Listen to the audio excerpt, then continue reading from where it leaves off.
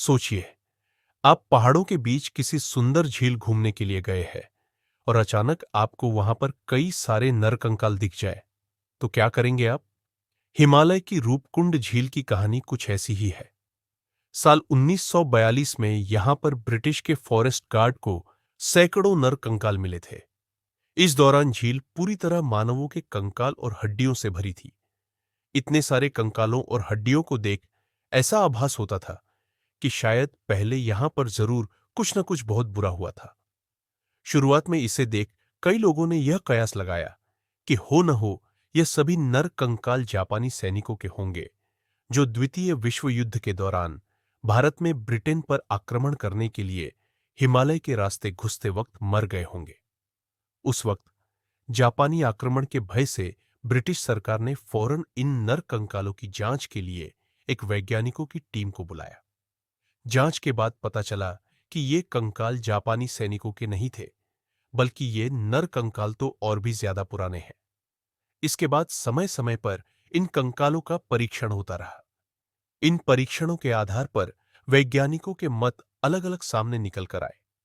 कई वैज्ञानिकों का कहना है कि वर्षों पहले यहां पर कई लोगों की मृत्यु हिमस्खलन के चलते हुई, तो दूसरे वैज्ञानिकों का कहना है कि इन लोगों की मौत किसी महामारी के कारण हुई।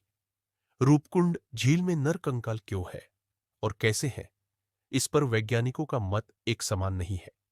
हालांकि 2004 में हुए एक अध्ययन ने रूपकुंड झील से जुड़े कई चौंकाने वाले खुलासे किए। इस अध्ययन के जरिए यह पता चला कि ये कंकाल 12वीं से 15वीं सदी के बीच के थे। डीएनए जांच के बाद कई नई चीजें सामने निकल कर आईं। यह भी पता चला कि इन कंकालों का संबंध अलग अलग भौगोलिक जगहों से था।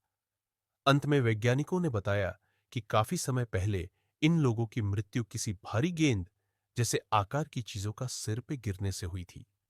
आपको जानकर आश्चर्य होगा कि हिमालय पर्वत पर रहने वाली महिलाओं के एक प्रसिद्ध लोकगीत में एक माता का वर्णन आता है।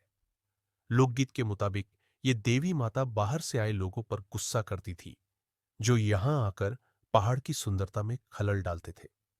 इसी गुस्से में उन्होंने भारी भरकम ओलों की बारिश करवाई, जिसके कारण कई लोगों की जानें गई थी। गौरतलब बात है कि 2004 में हुए रिसर्च में यही बात सामने निकल कर आई थी कि अचानक हुई भयंकर ओलावृष्टि से इन लोगों की जानें गई होंगी। वहीं आज भी इस रूपकुंड झील के कई रहस्य झील के भीतर ही दफन है।